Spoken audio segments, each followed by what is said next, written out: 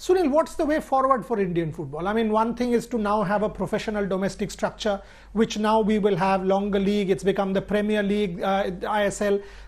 Because when we spoke last year, you had mentioned that you are actually looking at 2026. Is it still a ballpark? Can we realistically start dreaming that, okay, in this decade, the 20s decade, Indian football can really go up there? Do you see that level of talent, and do you see that level of structure now existing? Okay, it's a two-part question, Buryada. I mean, if you ask me, my individual dream and aspire for my country is to reach the top 10 of Asia and stay there. Right now, we are hovering around 14 to 16 in Asia. For every one jump in the ranking, we really have to work hard. But for me, the realistic target for the next 3, 4, 5 years is to reach the first 10 in Asia and stay there. What will happen is once we reach the first 10, you will see us rubbing our shoulders more than often with the Japan, the Australia, the UAE, the Uzbekistan, and the South Koreas, the top teams. And then you will exactly know how far we are. We already know the first 5 teams play, the Asian teams play the World Cup. In coming years, it might be 8. So when you are in the top 10, you will know exactly how far you are, and the whole country will get the answer. So for the first realistic target for me is to reach the first 10 and stay there. Now, there are so many things that we have to do right to reach there as soon as possible. Few of them we are doing right. But I think the one main thing that we should do or aspire to do is to make sure that every kid in our country who is good enough, he or she, should be identified as early as possible and made sure that is given the right education, infrastructure, knowledge, everything at the right time. Once we do that, whatever outcome we get, we can take it with both our hands. Right now, we don't do it. I think in football and in a lot of sports, we don't tap every talent that's there in our country. I mean, let's face it, we are 1.3 billion people in our country. There is no way that we can be short in talent for any sports.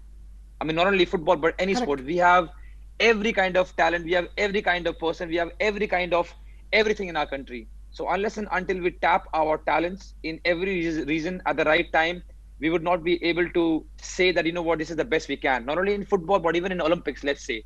Unless we make sure that every kid is given the right infrastructure, coaching, knowledge about food and everything at the right age, we will not be able to, make sure that we get the best out of what we have. What you just said, Abhinav Bindra makes this very interesting statement that an Olympics doesn't come every 4 years, it comes every day. I think if that is the philosophy that we sort of imbibe in this country as a sporting culture, maybe we can have a fundamental transformation. But with ISL, I've seen that happen. With the Bengaluru FC, I'm seeing that happen. With corporate involvement, I'm seeing that happen. I mean, Indian football, having sort of observed it very closely, I'm feeling hopeful about it. And that for me is a progressively strong change. Coming to you again, Sunil, you and Virat. And the two of you stand out because of also the fitness culture that the two of you have brought. Very different people, very different personalities. You are slightly senior to him maybe, but whether it's diet, whether it's fitness, whether it's the idea and culture of fitness, that I think brings the two of you together. Can you give me a sense of how you changed over time into being the fitness freak that you are in terms of diet and in terms of everything else, and what you do now to remain at that level?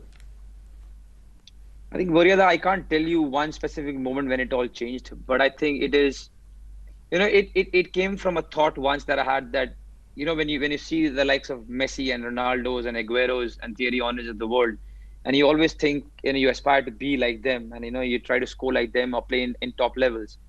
The kind of talent you have and the kind of skill you are born with, you can't change much, but you can definitely work as hard as anyone else in this world. Why can't you have the same kind of fitness, the same kind of diet, and the same kind of zeal that somebody like Ronaldo has? You might not have his, let's suppose in my case, his height or his jump or his scoring ability or the fact he's playing in Europe, but you can definitely work as hard as him.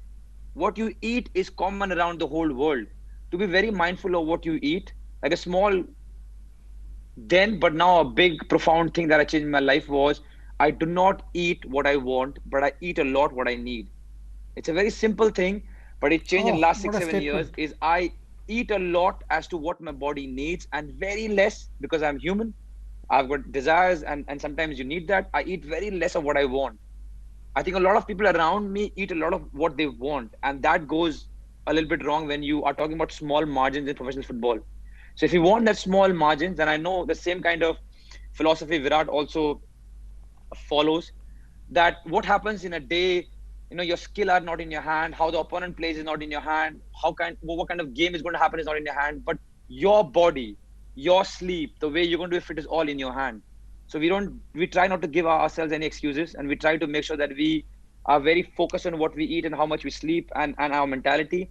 And probably that's why the fitness seems a little bit different for us. But I think now every if you talk football, every boy in our country who are playing in ISL are following it, and it's high time, because you might not be able to be like somebody else, but when you have an example, you can always be as fit or work as hard as anyone else in the world.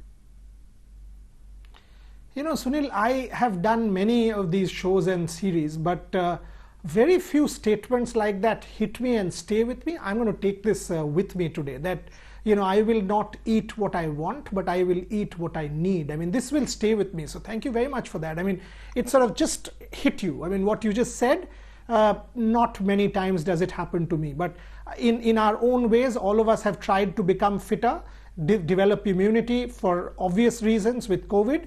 But this is one statement that will stay with me. Coming to the league again, Sunil, when you've played these two teams, you've played ATK Mohun Bagan or an SC East Bengal, you've played for them.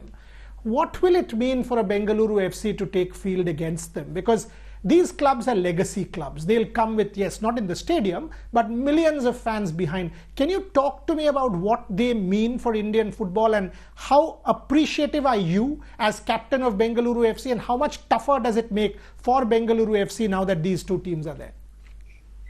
First of all, it's outstanding. As a fan, there's a football fan inside me. I'm so happy and thrilled. Everyone in my family, we have got roots in our family back to Mohun Bagan. Everyone around me, everyone is so happy. Almost everyone in the country is happy with the fact that East Bengal and Mohun Bagan, of course, with collaboration and different sponsors, are there in the ISL. It's outstanding. It was needed. Imagine all the supporters in our country and around the world are going to be there now cheering for the team in the ISL. What it means to BFC is the old rivalry igniting. We all know the kind of rivalry us and Mohun Bagan had.